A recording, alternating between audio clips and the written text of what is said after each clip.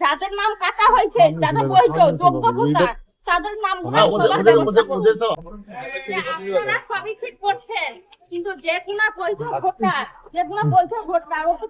তাদের নামগুলো তোলার ব্যবস্থা করুন। যাদের নাম কাটা হয়েছে, যাদের বৈধ যোগ্য ভোটার, তাদের নামগুলো তোলার ব্যবস্থা করুন। আপিল যাতে আছে ওদের এটা আপনারা অনুরোধ করে বলছি, নিশ্চয়ই আমরা সাপোর্ট ওই চেষ্টা করব। নামগুলো কাটা নামগুলো আপনারা তোলাবেন, যেগুলো যোগ্য ভোটার।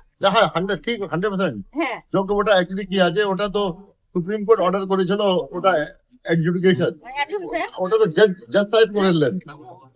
16টা ডকুমেন্টসের ভিতরে একটা না দুটো কারোর আছে, আচ্ছা। ওটা একটা দুটোর মধ্যে থেকে যেন তুলানো হয়, এটা আপনারাকে অনুরোধ করা।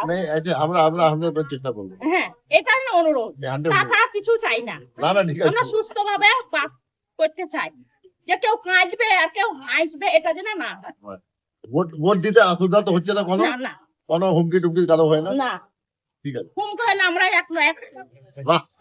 না ওটা তো আমি ওনাকে পরিষ্কার বললাম কি আপনার যদি ভোটের নাম ডিলিট হয়ে গেছে ওটা আপনার জুডিশিয়াল প্রসেস হয়েছে। নর্মালি তো এসআইআর মধ্যে এসব হয় না, নর্মালি এসআইআর মধ্যে ইআরও নিষ্পত্তি করে, ও যেটা আপিল থাকে ডিও কাছে আসে ও তারপরে সিও কাছে আসে।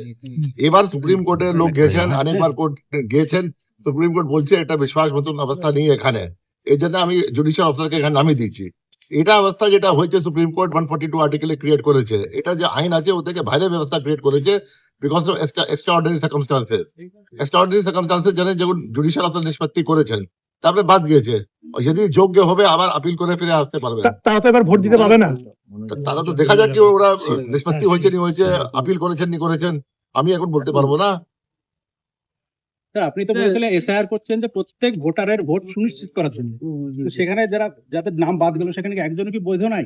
ভাই যেটা যেটা যেটা আমি এটা বলতে পারবো না যে এখন যেটা আছে ম্যাটার সাবজুডিস আছে, সাবজুডিস ম্যাটার আমি বলতে পারবো না। আর যে নিষ্পত্তি হয়েছে জুডিশিয়াল অফিসার থেকে হয়েছে আমি কিছু বলতে পারবো না। সুপ্রিম কোর্টে এখন তো কেস চলছে, ম্যাটার সাবজুডিস আছে আমি বলতে পারবো না।